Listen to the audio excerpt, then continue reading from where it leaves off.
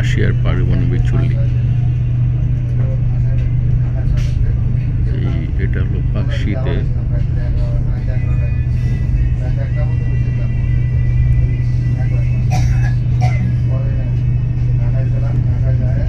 Almost complete.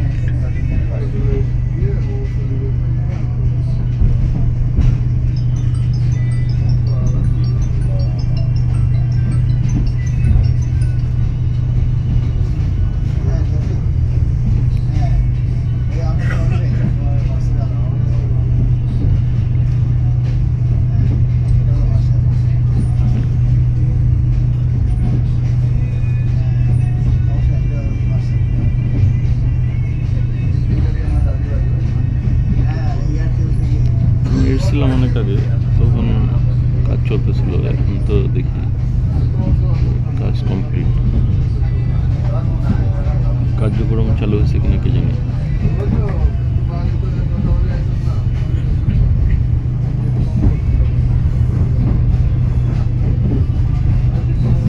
এইখানে এই এলাকার চারিপাশে রাশিয়ানরা থাকে।